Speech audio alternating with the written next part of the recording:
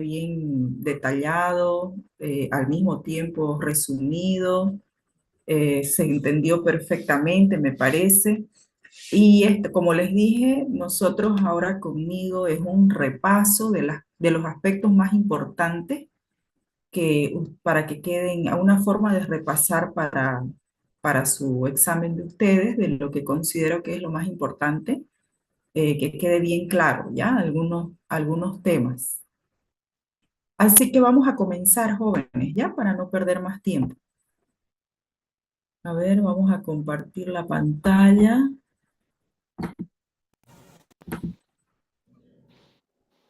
Ujú.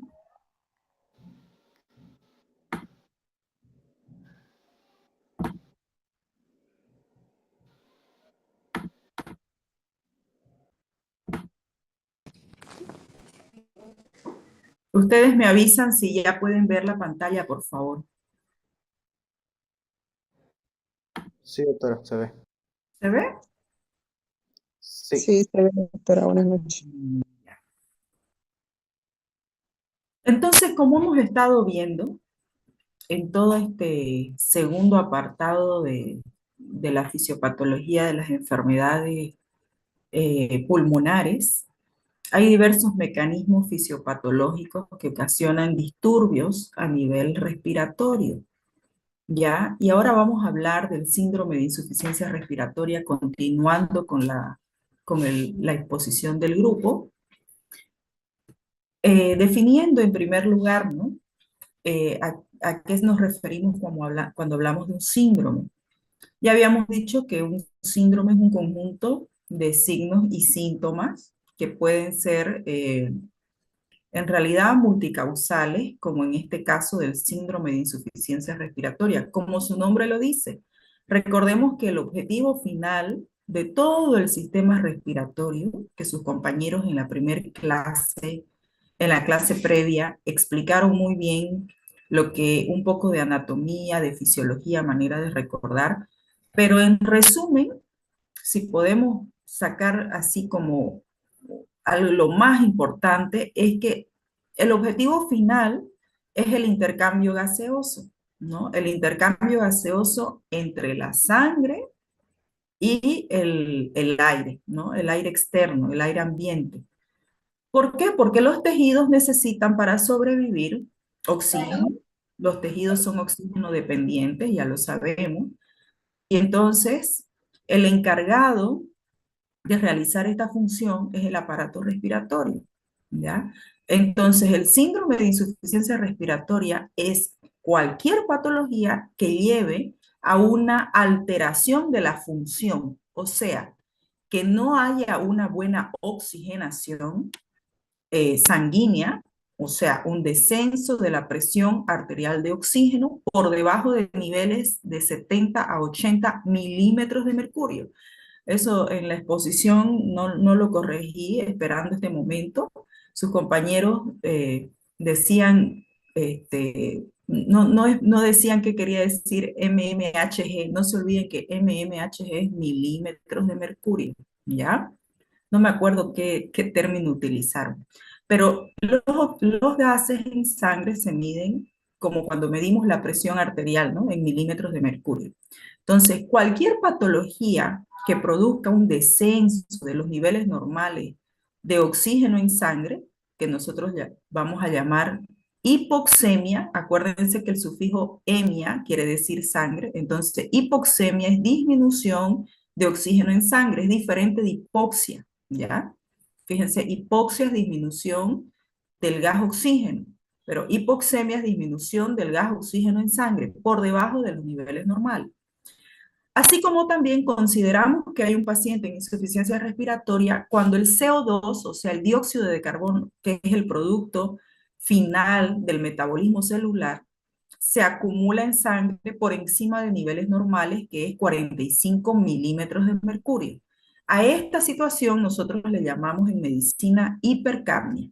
Puede ser una u otra o ambas, ¿ya? No siempre en una insuficiencia respiratoria van a estar los dos valores alterados. ¿ya? A veces es solamente el oxígeno y a veces son ambos, dependiendo de la causa subyacente. Entonces, básicamente es eso, jóvenes, fíjense qué fácil.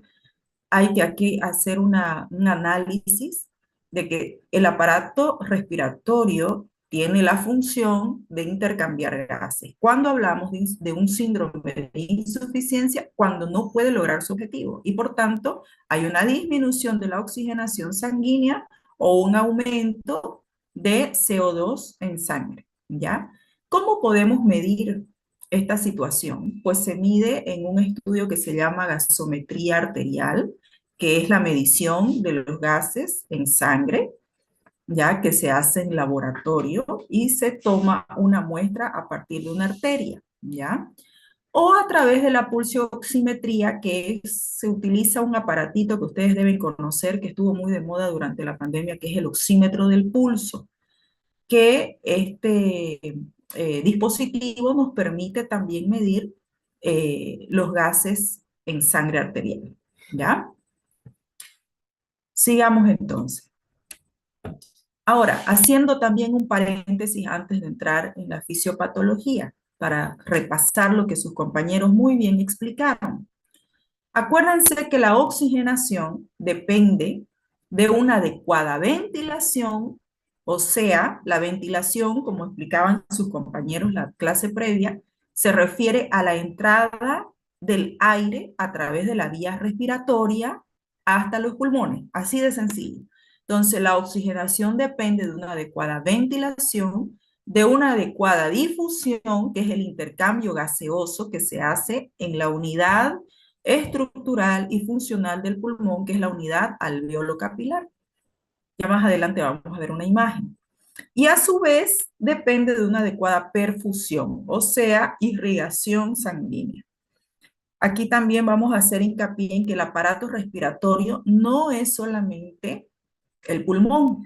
Acordémonos que el aparato respiratorio está compuesto por la vía respiratoria, que es el sistema de tubos, desde las fosas nasales hasta el bronquiolo respiratorio, que permite el pasaje de aire hasta el pulmón, los pulmones con toda su estructura, tanto de alveolos como de capilares, ¿no?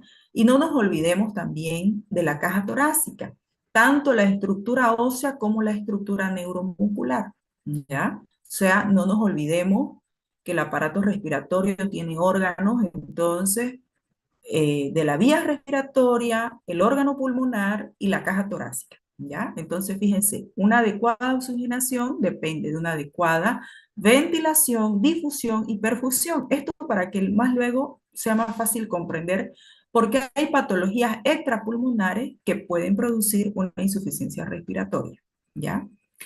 Ahora, ¿de qué depende una adecuada eliminación de CO2? Esto va a depender estrictamente de una adecuada ventilación, ¿ya? O sea, como sus compañeros bien explicaban en una anterior clase, va a depender de que la vía aérea esté expedita para eliminar el CO2, ¿ya? Entonces, con esto resumimos un poco lo que es la parte de la fisiología. Entendiendo esto, es que vamos a poder entender la fisiopatología. Lo más importante, jóvenes, es que ustedes sepan clasificar desde el punto de vista del tiempo de evolución. Puede ser aguda, crónica o crónica agudizada. Cuando hablamos de una insuficiencia respiratoria aguda, cuando tiene un inicio rápido, o sea que se instaura de forma inmediata o en algunos días.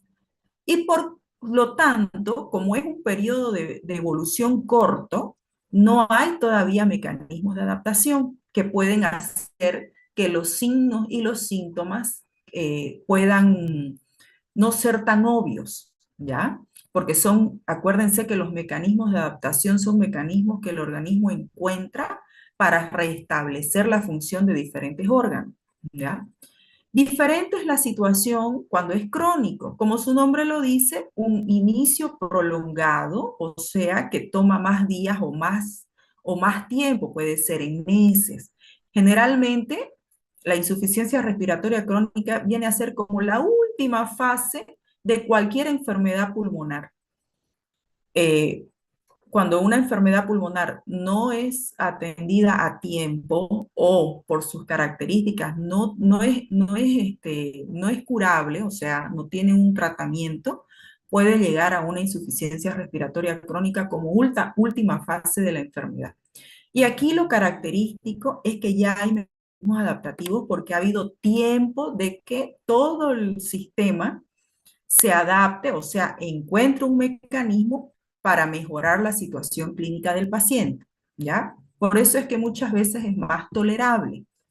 Ahora, ¿qué es una crónica agudizada? Es un paciente que tiene una insuficiencia respiratoria crónica, pero que se descompensa por ejemplo, por una sobreinfección. Vamos a decir que es una insuficiencia respiratoria por una enfisema pulmonar. Y el paciente se complica con una infección, entonces hay una agudización del problema respiratorio, ¿ya? Por lo tanto, son pacientes que empeoran su situación clínica. Así de simple, fíjense, aguda, crónica y crónica agudizada.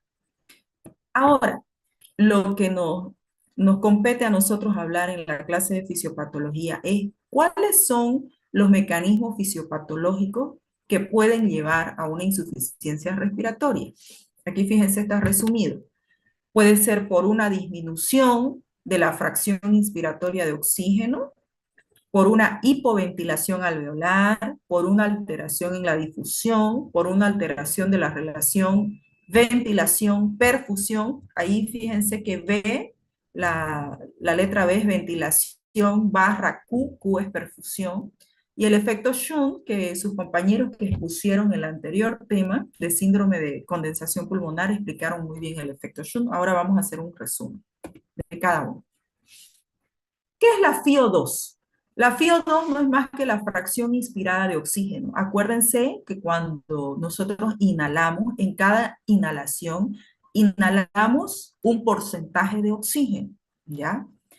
Cuando hay una disminución de este aporte de oxígeno, puede producirse es uno de los mecanismos por los cuales puede producirse una insuficiencia respiratoria, porque hay una disminución de la cantidad de oxígeno inspirado. Y por tanto, recuerden ustedes que la vía aérea termina en el alveolo, es como un túnel cuyo, digamos, como un tren que va siguiendo un trayecto. Y la parada final es el alveolo, ¿ya? Entonces, si hay una disminución de la fracción inspiratoria de oxígeno, en esa parada final vamos a tener una disminución de la presión alveolar de oxígeno. Cuando ustedes lean en el libro que estamos estudiando fisiopatología o en cualquier libro para que lo sepan, cuando se abrevia PA con mayúscula, se refiere a la presión alveolar de oxígeno. Y cuando ven la PA, donde la A es minúscula, se refiere a la presión arterial de oxígeno, ¿ya? Sus compañeros igual tuvieron ahí una falla, los que pusieron algunos quizás fue un lapsus, ¿no? Pero para que ustedes sepan, una cosa es la presión alveolar de oxígeno y otra cosa es la presión arterial de oxígeno. Ambos son, o sea, si disminuye la presión de oxígeno en el alveolo, va a disminuir la presión de oxígeno en el vaso arterial, ¿no es cierto? Entonces, por eso es que una depende de la otra. Ahora, en la clase yo les daba el ejemplo, acuérdense que hablábamos digamos, de ejemplos clínicos. Cuando nosotros tenemos una disminución de la FiO2 como causa de insuficiencia respiratoria, uno de los más comunes es cuando un paciente va a un lugar de altura, ¿no es cierto? El mal de altura que se llama. ¿Por qué? Porque aquí, como ven en esta imagen, fíjense que a mayor altitud sobre el nivel del mar, la presión atmosférica es menor. Y si la presión atmosférica es baja, la presión de oxígeno en el ambiente va a ser baja. Y por tanto, la FiO2 también va a ser baja. Mientras que a menor altura, mayor presión de oxígeno. Y por tanto, la oxigenación va a mejorar. Yo les daba el ejemplo, por ejemplo, de los futbolistas que tienen miedo de ir a jugar a la altura precisamente porque pueden tener dificultad respiratoria por una disminución de la FiO2, ¿ya? Ese es el ejemplo claro. Obviamente también hay otros ejemplos, por ejemplo, intoxicación por gases, cuando están en por ejemplo, han visto casos de personas que se quedan encerrados por ejemplo, en un auto, como hay CO2 ahí por la combustión de los gases, disminuye la FiO2 y el paciente puede morir por insuficiencia respiratoria aguda, ¿no? Entonces, siempre que haya una disminución de la FiO2, puede haber una disminución de la presión arterial de oxígeno. Segundo mecanismo, fíjense, vamos avanzando de afuera hacia adentro. La hipoventilación alveolar.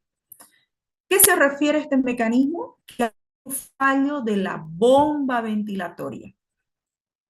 Básicamente, sus compañeros hablaban, la clase previa explicaron muy bien cómo es que funciona toda la bomba ventilatoria. Vamos a resumirlo hoy.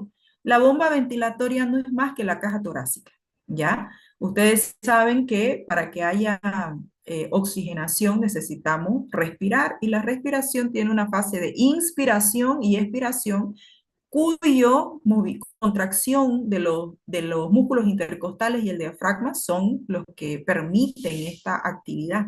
Entonces, cualquier enfermedad que afecte el movimiento de inspiración y expiración, o sea, de la caja torácica, puede llevarnos a una hipoventilación alveolar, donde va a haber una disminución de la presión alveolar de oxígeno y de la presión arterial de oxígeno, además de una retención de CO2. Acuérdense que para eliminar el CO2 es a través de la expiración.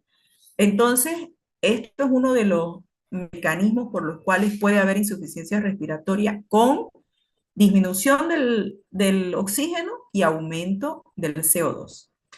Ejemplos, alteraciones del sistema nervioso central. Recordemos que el sistema nervioso central es como el enchufe que permite que nosotros movamos los músculos, ¿no es cierto? Entonces, si hay una alteración grave del sistema nervioso central, por ejemplo, un paciente en coma, no va a poder tener una respiración voluntaria, ¿no es cierto? Y puede hacer una insuficiencia respiratoria.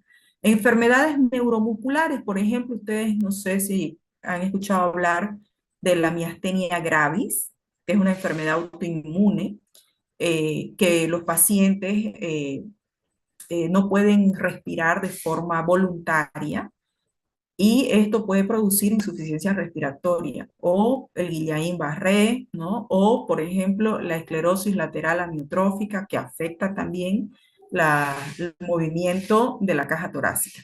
Y en realidad cualquier enfermedad que afecte la caja torácica, por ejemplo, en la clase hablábamos del trauma de tórax, ¿no?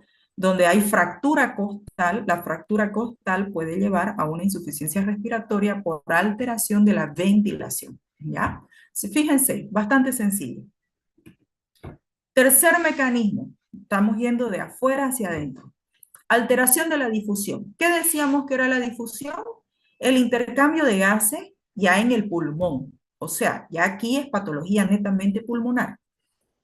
O sea, cualquier enfermedad donde no se puedan difundir los gases en la unidad alveolo capilar, recordemos, aquí por ejemplo en esta imagen estamos viendo los alveolos están rodeados por capilares, ¿no? Muy unidos de forma muy estrecha, donde no hay una barrera física, pero si hay alguna enfermedad donde haya una separación física entre el oxígeno que está dentro del alveolo y la sangre, vamos a tener una alteración de la difusión. Por ejemplo, hay enfermedades que producen un engrosamiento de la membrana alveolo capilar. Ustedes seguramente lo han visto el año pasado en patología. La enfermedad intersticial, neumopatía intersticial, que engrosa la membrana alveolo capilar y puede producir una alteración de difusión. O, por ejemplo, en el enfisema pulmonar, que produce una pérdida del lecho capilar. Y entonces no va a haber una adecuada difusión de gases. No va a haber la entrada de oxígeno y la salida de CO2. y por tanto va a haber una insuficiencia respiratoria. Otro mecanismo. Este es el más frecuente de todos. Se llama alteración de la relación ventilación-perfusión. El mecanismo más frecuente de hipoxemia y se debe, aquí por ejemplo, ahorita vamos a ver en esta imagen, a que las unidades alveolares están mal ventiladas en relación a su perfusión. O sea, la perfusión no se altera, diferente de la anterior, que hablábamos del enfisema, donde hay una alteración también que afecta el capilar y por lo tanto no hay una adecuada difusión. Aquí el problema es que hay una obstrucción de la vía aérea que impide, o sea, que disminuye la presión en el alveolar de oxígeno, a pesar de que la perfusión está intacta. Fíjense, por ejemplo, en esta imagen tenemos dos alveolos. El del lado izquierdo tiene una obstrucción al paso del oxígeno, mientras que en el lado derecho está normal. Entonces, ¿qué es lo que va a pasar? Aquí no va a haber suficiente oxígeno y aquí va a estar normal, como sucede en un shunt, que sus compañeros lo explicaron, ahorita lo vamos a revisar también. Obstrucción de la vía aérea. Buena perfusión, pero mala ventilación. O sea, alteración de la relación ventilación-perfusión. Ejemplos de enfermedades, por ejemplo, en la telectasia. La telectasia es una enfermedad donde hay un colapso de los alveolos, estos no pueden distenderse y por tanto no va a haber una adecuada presión alveolar de oxígeno. Lo que ya hemos estudiado con ustedes, en un síndrome de consolidación pulmonar, decíamos que era el reemplazo del aire alveolar por cualquier sustancia generalmente líquida, ¿no es cierto? Como por ejemplo en una neumonía.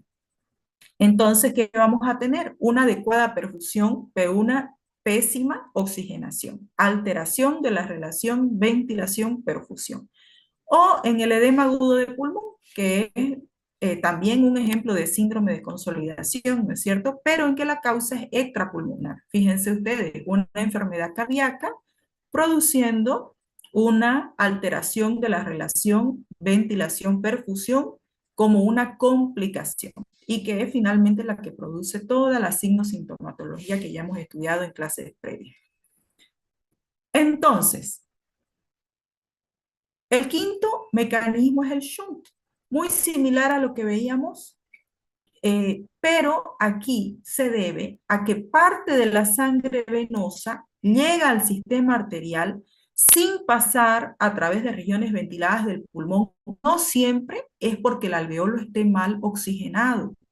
Puede ser también porque hay una alteración en la estructura vascular, ¿ya? Por eso es que está como un mecanismo diferente. Por ejemplo, en una fístula arteriovenosa, ¿qué es una fístula? Es como una unión anómala entre una arteria y una vena que evita el pasaje a través del sistema capilar y por lo tanto no hay difusión de gases. Es como un salto anómalo de la sangre a través del sistema vascular, ¿ya? Entonces, esto a veces también es fisiológico. Por ejemplo, sus compañeros hablaban en la parte de la fisiología normal, que hay partes del pulmón que son menos oxigenadas, como por ejemplo las bases pulmonares, y que normalmente suelen haber shunt fisiológicos. ¿Por qué? Son áreas fisiológicamente menos ventiladas y por lo tanto hay buena perfusión, pero mala ventilación. Pero esto se compensa con otras regiones anatómicas del pulmón donde esto sucede sin ningún problema, ¿ya? También hay que mencionar a shunt intracardíaco. No sé si ustedes en embriología pasaron o por lo menos les mencionaron que hay anomalías congénitas donde se forman espacios anómalos entre las cavidades auriculares o ventriculares, que son espacios que quedan en la pared interauricular, que es más frecuente, o en la pared interventricular, donde la sangre pasa de mayor presión a menor presión. Entonces, hay áreas de sangre venosa que pasan a la sangre arterial sin recibir oxígeno. Y esto va a hacer que disminuya la oxigenación, o sea que haya hipoxemia, ¿ya?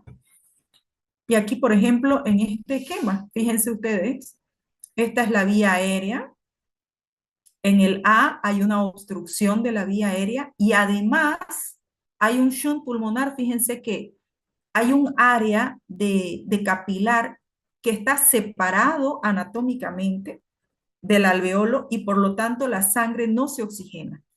Inclusive puede suceder con un alveolo bien ventilado. Aquí la situación es mixta, ¿no?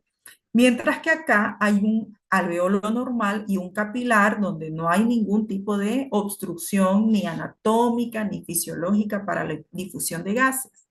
¿Por qué muchas veces el shunt no produce consecuencias clínicas? Porque acuérdense que como en el pulmón no todas las áreas anatómicas van a estar alteradas, hay áreas que van a compensar porque al final de cuentas la sangre se une, la mal oxigenada con la que está bien oxigenada, y entonces va a disminuir la hipoxemia. Por eso es que clínicamente muchas veces el shunt no produce consecuencias clínicas, ¿no? Estos jóvenes es lo más importante que me parecía recalcarles y que ustedes deben estudiar y conocer bien como mecanismos fisiopatológicos del síndrome de insuficiencia respiratoria. ¿Alguna pregunta, jóvenes?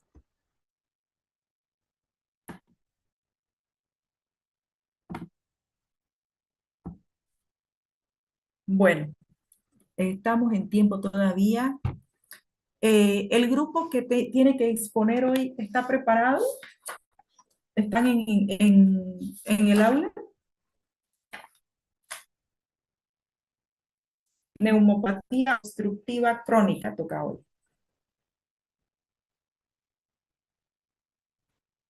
¿No están? Buenas noches, doctora. Sí, sí estamos presentes. Ah, ya. Entonces, jóvenes, les doy paso para que ustedes comiencen su exposición, ¿ok? Ya, doctora, ahorita compartimos pantalla. Si se termina el tiempo, hay un segundo link, ¿ya? No hay problema. Ya, doctora. Se conecta. Voy a dejar de compartir mi pantalla para que ustedes compartan la suya.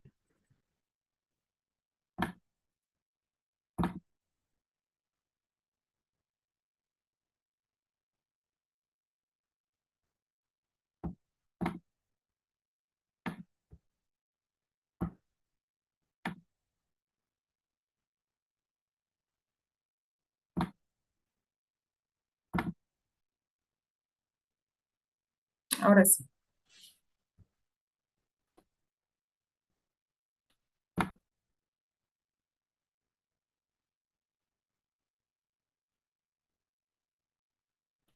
Mientras se van preparando sus compañeros, me pasaron la instrucción de que desde el lunes ustedes están de vacaciones, ¿es cierto? A ver, algún valiente que quiera, Sí, que quiera doctora, hablar el conmigo. 13 empezamos con nuestro receso. El 13, ¿no? Sí, doctora, hasta el 25. Del 13 al 25. Quiere decir que hoy es nuestra última clase. Sí,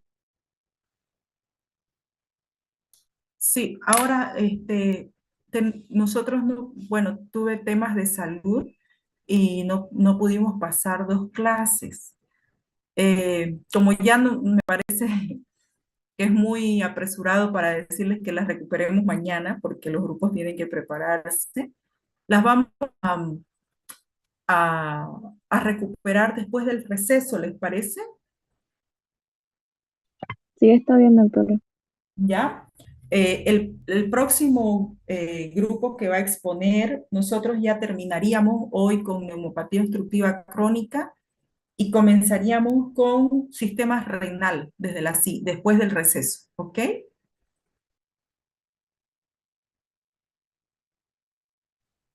Listo, doctora, gracias. Les voy a dar los nombres para que sepan. Es el grupo 5 y el grupo 6 para que se preparen. Joel Chavarría, José Antonio Soto, Maite Pazzi, Lucas Mendoza, Vania Guzmán, Alessandra Llano, Mariana Salinas, Douglas Mondaque, Caterine Mamani, Paola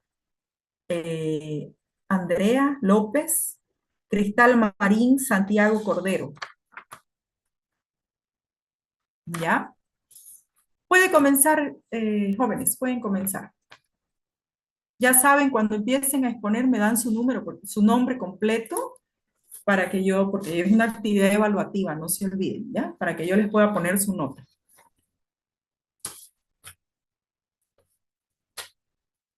Buenas noches, doctora. ¿Se escucha? Se escucha muy bien. Está bien, doctora. Mi nombre es Candina Yoshina Okendo y yo voy a empezar a exponer. Ya. Candio Sinaga, ¿no? Sí, doctora. Muy bien. Primeramente, buenas noches, doctora. Buenas noches, compañeros. Vamos a iniciar con el tema, primero explicando los conceptos y base anatomofisiológicas de la neumonía obstructiva crónica o conocidas por sus siglas como NOC. Siguiente, por favor. Primero tenemos que entender qué es la neumonía obstructiva crónica. Va a ser una neumopatía obstructiva crónica, siendo el resultado de una compleja interacción entre factores de riesgo, ya sea clínicos y moleculares, como por ejemplo nosotros tenemos los factores genéticos. Esta interacción va a ser la razón por la cual dos personas pueden tener los factores de riesgos clínicos idénticos, pero solo un paciente podrá desarrollar la NOC. El objetivo entonces es el de identificar estos factores de riesgo y entender la fisiopatología para nosotros poder crear una estrategia que reduzca su prevalencia.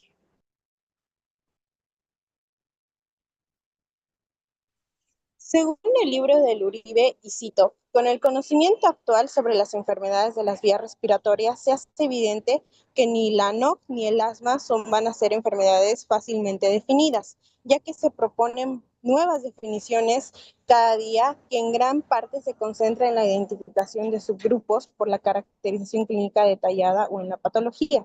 Por ello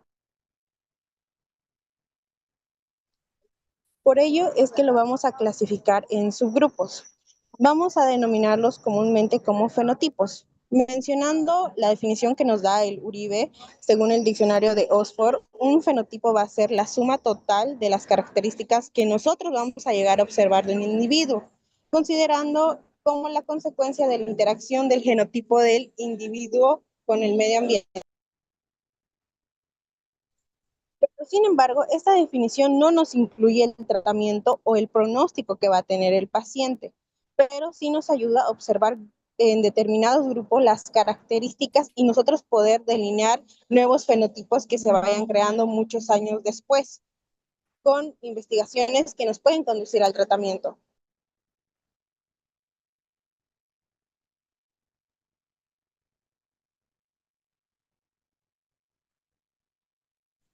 Entonces, siguiendo esto, nosotros tenemos que la neumonía obstructiva crónica va a englobar a lo que es la bronquitis crónica, el enfisema y el asma.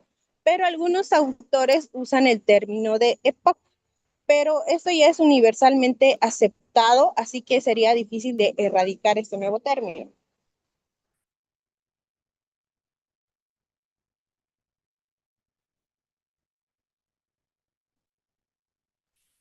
Siguiente, por favor.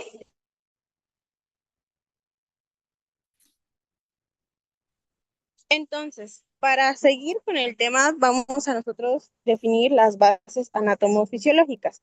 El aparato respiratorio, como sabemos, va a estar compuesto por las vías respiratorias altas y bajas, la caja torácica y sus músculos, junto con el tejido pulmonar y sus válvulas en la pleura. Entre las vías respiratorias altas, nosotros vamos a tener a la nariz, la cavidad nasal y la faringe. Y entre las bajas, vamos a tener a la laringe, la tráquea, los bronquios y los bronquiolos. Y también vamos a tener que el sistema respiratorio va a constar del aparato respiratorio, el sistema cardiovascular, el sistema nervioso central con los centros respiratorios, el sistema nervioso periférico con los nervios frénicos e intercostales y el sistema hematopoyético. Siguiente, por favor.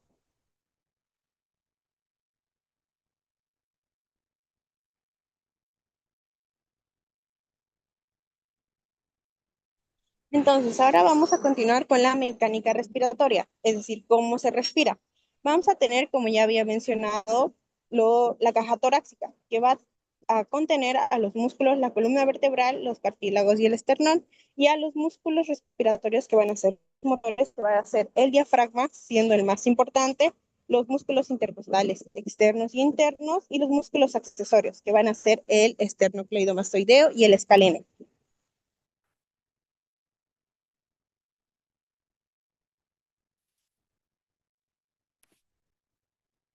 Ahora vamos a llevar lo que es la vía aérea propiamente dicha. La vía aérea va a ser el sistema de ductos que van a transportar el aire hasta las unidades de intercambio gaseoso que van a ser los alvéolos. Estas vías aéreas se van a dividir en vías de conducción y vías respiratorias o también llamadas de difusión, que van a ser constituidas por los alvéolos. En la vía aérea, el moco se va a llegar a mezclar con las secreciones del epitelio bronquial y alveolar y el trasudado de los vasos bronquiales.